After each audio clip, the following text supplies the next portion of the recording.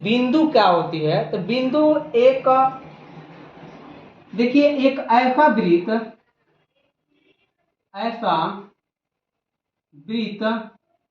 जिनकी त्रिज्या या रेडियस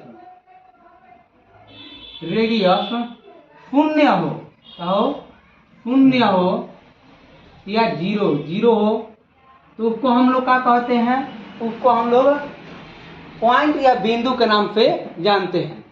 तो इसमें पॉइंट या बिंदु जो होगा, एक बात होती है जिसकी, अब तो यहाँ पर दिखा दिए कि यहाँ पर क्या है, बिंदु है, लेकिन हम उस चीज को नहीं दिखा सकते। बिंदु इतना छोटा सा होता है कि जिसकी त्रिज्या क्या होती है, यानी कि जिसकी त्रिज्या एकदम छोटी होती है। देखिए, त्रिज्या क्या होता है कि किसी वृत्त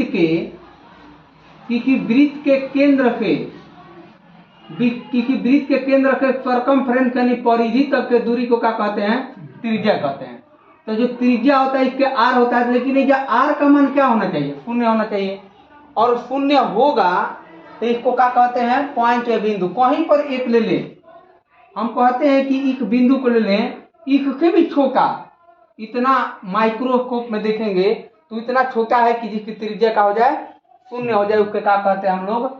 बिंदु कहते हैं। देखिए, यही बिंदु जब का होता है, बहुत सारे बिंदु मिलकर एक स्ट्रेट लाइन यानी सीधी रेखा का निर्माण कर देते हैं। क्या रेखा से?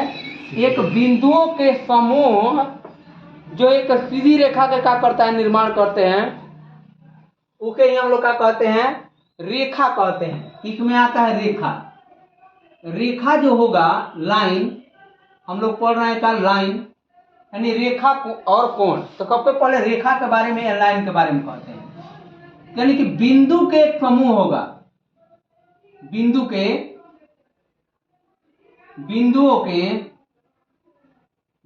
के एक ऐसा समूह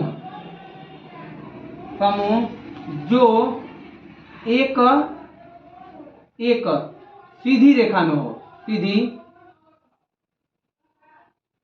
रेखा में हो, तो उसे क्या कहते हैं हम लोग? उसे क्या कहते हैं? तो लाइन यानी कि रेखा कहते हैं। ये विपरीत या सीधा रूप में एक ज्यामितीय आकृति होती है। विपरीत, या देखिए, इसके कहते हैं कि विपरीत क्रम का मतलब है कि इस रूप में सीधा हो या इधर हो। और रेखा की लंबाई क्या होती है? अनंत होती है। रेखा की लंबाई क्या होती है? अनंत होती है। इसकी लंबाई बहुत दूर तक चले जाएगी। अब इधर भी क्या होगी कि इसका अंत नहीं है। रेखा के जो होगा, मान ले कोई अगर इसका अंत बिंदु ना हो, जिसका अंत बिंदु ना हो, उसके क्या कहते हैं हम लोग? इसका अंत बिंदु नहीं होता है, उसके ही क्या कहते हैं? रेखा। तो रेखा भी क्या होती है? रेखा जो होगा दो प्रकार के होता है। रेखा कितने प्रकार का होता है? तो दो प्रकार के, पारंपरिक रूप में दो प्रकार के होंगे। एक तो इसमें हम कहते हैं कि सीधी रेखा, सीधी रेखा कहते हैं। स्ट्रेट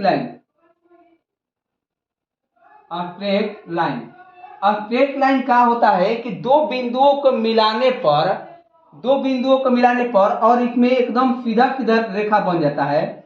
जब दो बिंदुओं को मिलाया जाए, देखिए ए और बी, दो बिंदुओं को मिलाने पर एक सीधी रेखा जो बनती है, इसे हम लोग क्या कहते हैं? सीधी रेखा कहते हैं। लेकिन दूसरा जो होगा, इसमें एक और होता है जिसको हम लोग कहते हैं कि वक्र रेखा, या इसी को कहते हैं टेढ़ी मेढ़ी रेखा,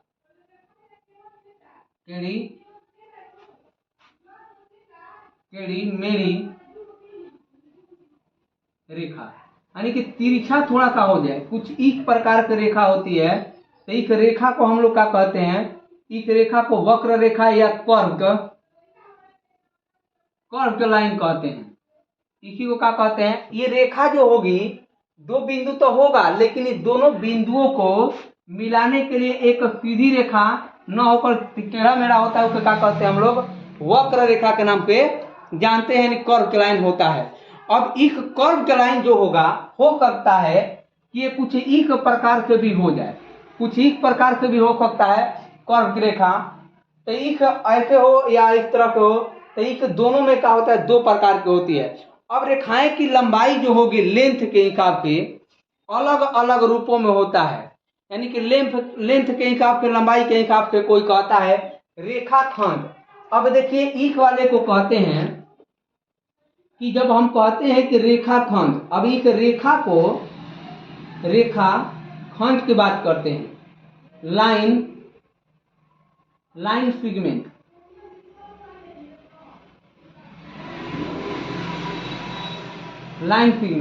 रेखाखंड, यानी कि एक सरल रेखा है, इसी को हम क्या कहते हैं, सीधी रेखा या सरल रेखा भी कहते हैं, सरल रेखा।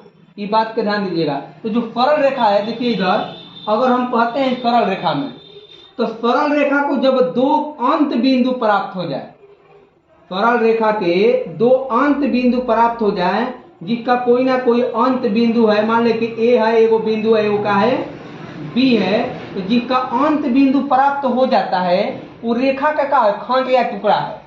तो इसीलिए इसको क्या कहते हैं, रेखाखंड कहते हैं, रेखाखंड।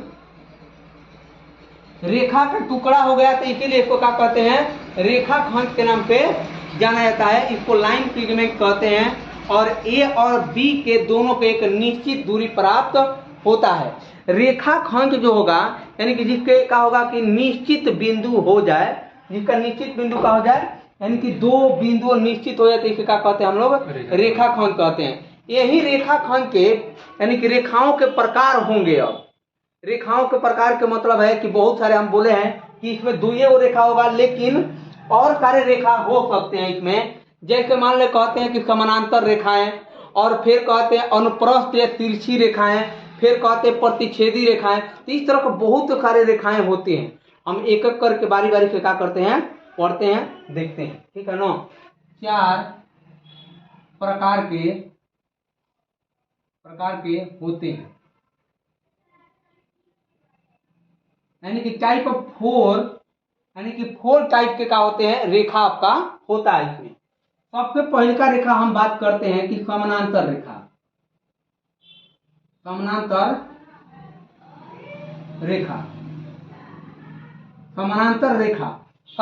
रेखा क्या होती है, सबसे पहले समांतर रेखा क्या होती है कि जो दो रेखाओं के बीच के, जिसको हम लोग पैरेलल लाइन कहते हैं, लाइन, दो कहते हैं कि दो रेखाओं के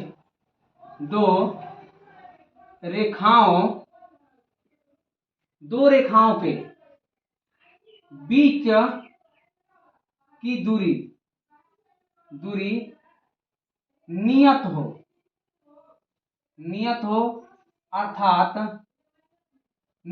अर्थात हमेशा समान होता है। जैसे मान ले कि एक रेखा है, ये जैसे कहते हैं कि L1 कोई रेखा है और ये कोई रेखा है L2। बात को समझिए, L1 और L2 है, दो रेखाएं हैं या तब। अभी दोनों रेखाएं के बीच की दूरी जो होगा, इस दोनों के बीच का डिस्टेंस जो होगा, ये जितना होगा वहां पर इतना ही, जितना ही होगा, और यहां पर भी उतना ही होगा।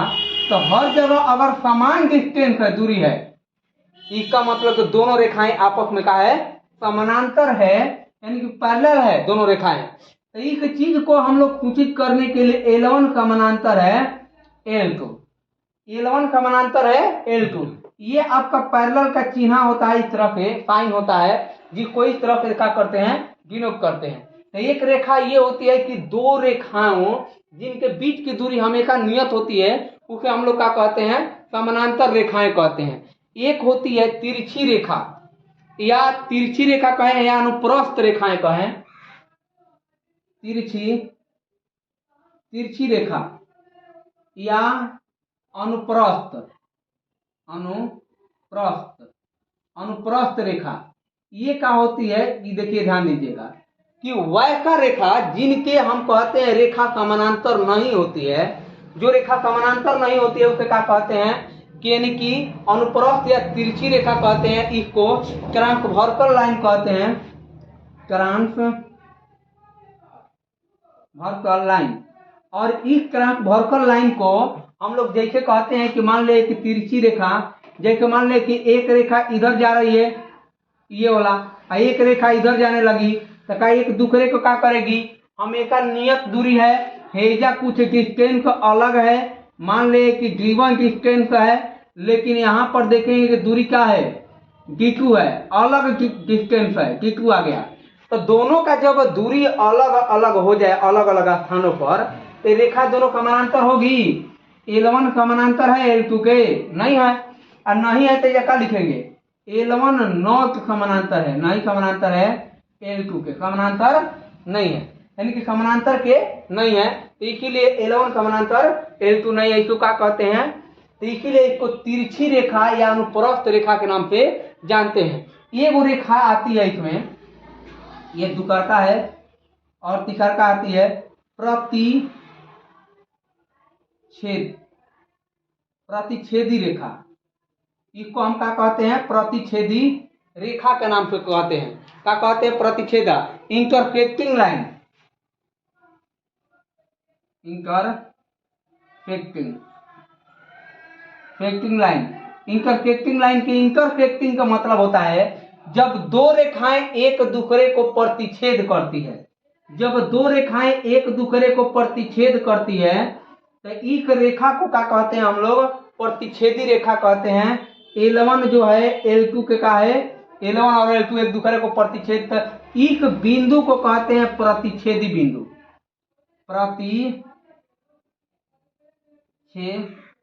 प्रतिच्छेदी बिंदु कहते हैं, इसको इंटरसेक्टिंग पॉइंट कहेंगे, और जहां पर ये दोनों रेखाएं हैं तो इंटरसेक्टिंग लाइन कहेंगे, यानी कि क्या कहेंगे, रेखा कहते हैं, यानी कि इस प्रकार से है। एक होता है संगामी रेखा, कौन है, तो संगामी रेखा। ये संगामी रेखा क्या होती है, सबसे पहले बात को समझिए, जो संगामी रेखा होती है इसको हम कंक्रीट लाइन के नाम से जानते हैं। कंक्रीट लाइन का मतलब होता है का कि जब दो से अधिक रेखाएं एक दूसरे को क्या करती है, एक ही जगह पर प्रतिच्छेद करती है, जब दो से अधिक रेखा एक दूसरे को एक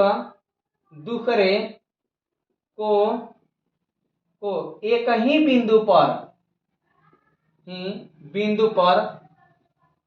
बिंदु पर प्रतिच्छेद करती है, तो उसे क्या करती है, तो उसे क्या कहते हैं, तो उसे संगामी रेखा कहते हैं। जैसे दो गो रेखा एक दूसरे को प्रतिच्छेद करता है तो प्रतिच्छेदी रेखा, लेकिन दो से अधिक प्रतिच्छेद करेगा, जैसे मान ले कि एक रेखा ये है, जैसे AB कहते हैं इस रेखा को, और दुकर्का रेखा ये हो गया आपका C और D, तिकर्का रेखा यहाँ पर हो जाएगा एक ही बिंदु पर, और फिर ये रेखा हो जाएगा इस तरफ से, तो एक से अधिक LM NO, इस तरह के एक से अधिक रेखाएं एक ही बिंदु पर प्रतिच्छेद करती है, तो ऐसे रेखाओं को क्या कहते हैं हम लोग, संगामी रेखा के नाम से जानते हैं। जब एक से अधिक रेखाएं एक ही बिंदु पर छेद करती है तो उसे क्या कहते हैं हम लोग, संगामी। और इसको संगामी बिंदु कहते हैं, जहां पर तीनों बिंदु, जब सारे बिंदु मिलती है, एक बिंदु जो पॉइंट बन रहा है इसको संगामी बिंदु कहते हैं। यहाँ तक जो रेखा है ये था, ठीक है ना। आपको कोण के बारे में हम दिखा रहे हैं, जैसे कोण क्या होता है, सबसे पहले ये बात देखते हैं। तो सबसे पहले कोण के बारे में करते हैं, तो कोण कितने प्रकार के होते हैं, तो कोण आपका यहाँ से देखेंगे कि कोण का पहल का इसमें प्रकार होगा, पहल का अगर हम कहते हैं कि न्यून कोण, जो न्यून कोण है, न्यून कोण जिसको हम कहते हैं कि एक्यूट एंगल। सबसे पहले कोण क्या होता है, बात को समझिए, दो रेखाओं के झुकाव को कोण कहते हैं। जब दो रेखा के झुकाव होगा उसे क्या कहते हैं हम लोग, कोण कहते हैं। जैसे मान लीजिए कि एक रेखा ये है और एक रेखा जिसका प्रारंभिक स्थान एक ही हो और दोनों के झुकाव जो होगा उसी को कोण कहते हैं। लेकिन दोनों रेखाओं के प्रारंभिक बिंदु यानी कि इनिशियल पॉइंट एक ही हो। का हो? इनिशियल पॉइंट एक ही हो तो दोनों रेखाओं के जो, लेकिन इसका अंत बिंदु अलग अलग हो लेकिन प्रारंभिक बिंदु एक ही हो तो इस बिंदु को ही जितना झुकाव उत्पन्न करता है तो इसको हम लोग क्या कहते हैं? कोण कहते हैं। अब कोण में देखते हैं कि सबसे पहले न्यून कोण एक्यूट एंगल का होता है। एक्यूट एंगल का होते हैं सबसे पहले कि ध्यान दीजिएगा कि वैसा कोण जिसमें बात को समझिए, एक कोण 90 डिग्री से छोटा हो। एक कोण कितना हो? 90 डिग्री से छोटा। जैसे मान ले कि एक्यूट एंगल का बात करते हैं, कोनो कोण होगा तो कुछ इस प्रकार से होगा। जो एंगल का बात करते हैं यहाँ पर कोण के लिए, तो कोण के लिए यानी कि 0 डिग्री से तो बड़ा होना चाहिए, लेकिन इस कोणवा का जो मान होगा 90 डिग्री से क्या होना चाहिए? छोटा होना चाहिए। जो कोण का मान होगा 0 डिग्री से बड़ा होगा लेकिन 90 डिग्री से क्या होगा? छोटा होगा। तो इसको हम लोग क्या कहते हैं? न्यून कोण। दुकरका होता है इसमें समकोण कहते हैं। इसको राइट एंगल कहते हैं, राइट एंगल। और राइट एंगल का होता है सबसे पहले कि वैसा कोण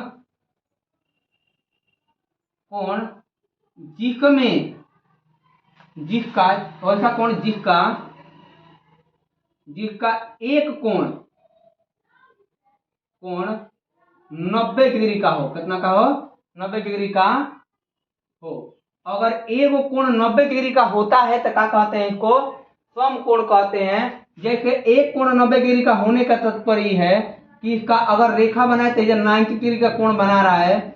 इसका मतलब कि जो एंगल का वैल्यू है, थीटा का वैल्यू हमेशा कितना होना चाहिए? 90। अगर 90 है तो इसका मतलब इसको क्या कहते हैं हम लोग? इसको हम लोग समकोण कहते हैं। समकोण यानी कि समकोण कहेंगे, राइट एंगल कहेंगे। एक तीसरा होता है इसमें जिसको हम लोग कहते हैं अधिक कोण। अधिक कोण की तरह कहते हैं। अब बात को समझिए, इसको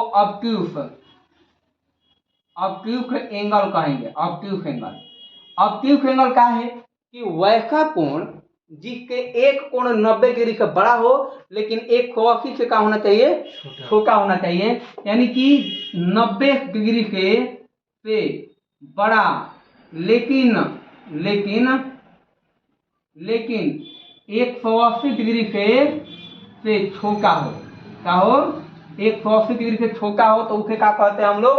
जैसे मान ले कि कोई कोण होगा कुछ इस प्रकार से होगा। जैसे मान ले कि दो रेखाएं हैं और दो रेखाएं के बीच बना कोण ठीक एंगल है और एंगल के ठीक कहते हैं का कि एक 90 डिग्री से तो बड़ा होगा लेकिन 180 से क्या होना चाहिए? आपका छोटा होना चाहिए। तो वही इसको क्या कह सकते हैं हम लोग? यानी कि अधिक कोण त्रिभुज कहते हैं। तो यह अधिक कोण त्रिभुज है। अब ये जाके देखते हैं कि एगो आता है का कि पुनरायुक्त कोण। कितना कोण? पुनरायुक्त कोण। चौथा है पुनरायुक्त कोण। पुनरायुक्त कोण का है? पुनरायुक्त कोण हम लोग क्या कहते हैं? इसी को कहते हैं रिफ्लेक्सिव एंगल। क्या बोलते हैं? रिफ्लेक्स एंगल की बात करते हैं। ये रिफ्लेक्स एंगल का होता है सबसे पहले। रिफ्लेक्स एंगल जैसे मान ले कि हम कहते हैं कि देखिए ये कोण हो गया। अब बात को समझिए क्या कहते हैं? रिफ्लेक्स कर रहा है। मान ले कि ये कोण आ गया आपका कितना कि थीटा का कोण आ गया। आप थीटा कोण आ गया, लेकिन ये जो बाहर वाला होगा कोण, ये बाहर वाला कोण होगा, इसको पुनरायुक्त कोण कहते हैं। क्या कहते हैं? पुनरायुक्त कोण। तो जो पुनरायुक्त कोण होगा आपका, ये पुनरायुक्त कोण यानी रिफ्लेक्सिव जो होगा, ये 180 डिग्री से से बड़ा होगा लेकिन 360 डिग्री से क्या होगा, छोटा होगा। 180 डिग्री से बड़ा लेकिन 360 डिग्री से क्या होगा, छोटा। पुनर्युक्त कोण का होता है कि जो कोण बनता है उसके विपरीत कोण जो बनते हैं वो हमेशा इस कोणवा का होगा, क्योंकि एक ही बिंदु के चारों तरफ अगर घूम जाए तो हमेशा कितना डिग्री कोण बना देंगे, 360 डिग्री कोण बना देंगे। तो इसीलिए क्या हो जाएगा, जब 360 डिग्री कोण बना देंगे तो ये एंगल थीटा है, और थीटा है तो जो बाकी बच गया कितना हो गया, 180 से बड़ा है लेकिन 360 से का है, छोटा हो गया। तो ये क्या है, रिफ्लेक्सिव एंगल। और आगे देखते हैं कि जिसमें क्या हो सकता है रिफ्लेक्सिव एंगल के आगे। देखिए ये सरल कोण है आपका, अगला है 5 नंबर में। तो देखिए सरल कोण अस्टेट एंगल, अगर एक अस्टेट एंगल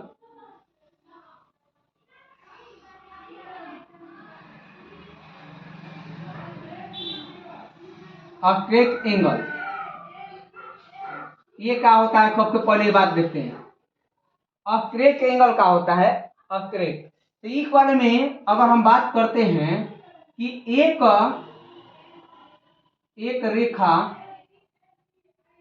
रेखा पर बना कोण, एक रेखा पर बना कोण हमेशा 180 डिग्री का होता है।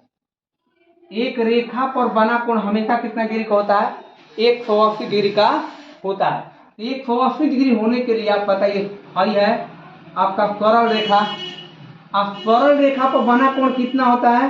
तो अगर हम बात करते हैं कि पूरा कोणवा बना दिया जाए इस पर, तो हमेशा कितना डिग्री कोण बनेगा, 180 डिग्री का। तो ये बात ध्यान रखिएगा कि एक रेखा पर बना कोण कितना डिग्री का है, 180। 6 नंबर अगर हम बात करते हैं तो अगला आएगा पूरक कोण का है, पूरक कोण। पूरक कोण की बात करते हैं, पूरक कोण यानी कॉम्प्लीमेंट्री एंगल, इसको क्या कहते हैं, कॉम्प्लीमेंट्री, यानी कि कॉम्प्लीमेंट्री एंगल की बात करते हैं। कॉम्प्लीमेंट्री एंगल की बात करते हैं, यहां पर ध्यान दीजिएगा कि कॉम्प्लीमेंट्री एंगल क्या है, कि वह का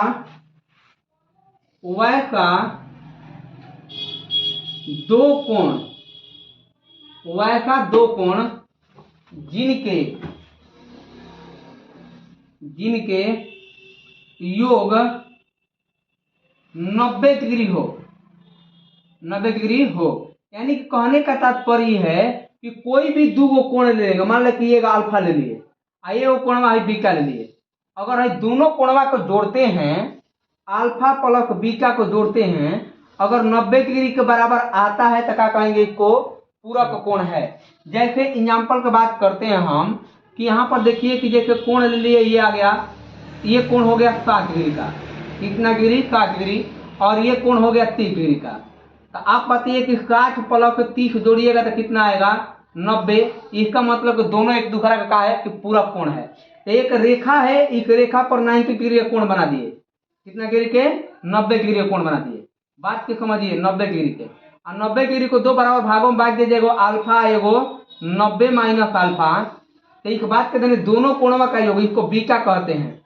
तो अल्फा प्लस बीटा का जो योग होगा, अगर 90 डिग्री है, दो कोणों का योग अगर 90 है कहीं पर, तो हमेशा उसको क्या समझना है, पूरक या कॉम्प्लीमेंट्री एंगल समझते हैं। लेकिन एक होता है कि संपूरक कोण, क्या होता है, संपूरक कोण। संपूरक कोण क्या होते हैं, इसको सुप्लीमेंट्री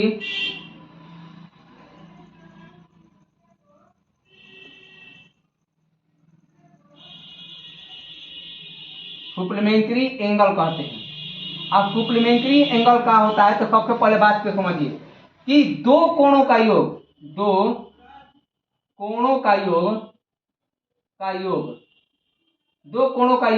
180 डिग्री हो। इसमें क्या होता है कि दो कोणों का योग कितना होना चाहिए, 180 डिग्री होना चाहिए। जैसे एग्जाम्पल के तौर पर अगर हम बात करते हैं, एग्जाम्पल के तौर पर कि देखिए एक रेखा है, एक रेखा पर बना कोण कितना डिग्री का होता है, 180 डिग्री के। एक रेखा पर बना कोण कितना डिग्री के, और इस रेखा पर अगर इधर अल्फा बन गया, इधर कितना बन गया, बीटा। और बताइए कि एक रेखा पर बना कोण कितना डिग्री का 180। तो अल्फा प्लस बीटा का योग अगर 180 आता है तो यानी कि दोनों कोण का एक दूसरे के संपूरक है, एक दोनों कोण का है एक दूसरे के संपूरक। लेकिन 90 आएगा तो क्या कहलाएगा, पूरक कहलाएगा। अगर 180 आएगा तो संपूरक। ये अलग अलग भी हो सकता है, ये अलग अलग हो सकता है। मान लिया कि ये कोण हो गया, देखिए ये कोण दूसरा है अल्फा और ये कोण इधर बीटा आ गया, कोई भी कोण है। अगर दो कोणों का योग अल्फा प्लस बीटा का योग आ रहा है आपका 180 अलग अलग कोणों का, तभी इसको कहेंगे। कोण जरूरी ना है कि कहीं में हो, अलग अलग भी हो सकता है। अलग इस एक ही में दिखाए हैं एजा अलग समानांतर हो और इसके एक तिर्यक रेखा इस तरफ से काट देती है, तो इनके अंदर वाले जो कोण बनता है अल्फा और बीटा, इसके अंदर वाले कोण को क्या कहते हैं, आसन कोण के नाम से जानते हैं। इन दोनों कोणों का योग कितना होता है, इन दोनों कोणों का एक 180 होता है। ये पहले का थ्योरी है आपका, ये थ्योरी है और लाइन एंगल बनाने में इसका यूज किया जाएगा। कहेंगे का कि सबसे पहले एक बात सोचिए कि जैसे एग्जाम्पल के तौर पर अगर हम बात करते हैं यहाँ पर कि जैसे दो रेखाएं कहेगा कि जैसे कहते हैं का कि L1 और L2 का है आपस में समानांतर है, L1 और L2 आपस में समानांतर है और समानांतर है तो इस तरह से दो रेखाएं समानांतर है, ये L1 है और L2 है। जब एक तिर्यक रेखा यानी काटती है तो अगर ये कोण आपका 30 डिग्री है तो बताइए कि ये कोण कितना होगा, हम इसको पूछ रहे हैं। तो हमेशा ध्यान रखिएगा दोनों कोणों का योग, दो रेखाएं जब समानांतर होती है और जब एक तिर्यक रेखा काटती है तो दोनों का अंदर वाले कोण को आसन कोण कहते हैं और ये आसन कोण का हो जाएगा। जिसको मान लो हम इसको 1 मानते हैं तो ये 30 प्लस 1 बराबर 180। तो आपका 100 का मान कितना हो जाएगा, 180 माइनस 30, तो इसको क्या कहेंगे 150 डिग्री। अर्थात इसको ये भी कह सकते हैं कि 180 में से 30 को घटा दीजिए, आपका कितना बन जाएगा 150 बन जाएगा। तो आसन कोणों का योग कितना होता है, हमेशा 180 होता है। ये बात ध्यान रखिएगा। दो रेखाएं एक दूसरे को समानांतर है और तिर्यक रेखा काटती है तो आसन कोण का निर्माण इधर भी हो सकता है। ये अल्फा है ये बीटा है तो अल्फा प्लस बीटा का योग कितना होता है 180। लोग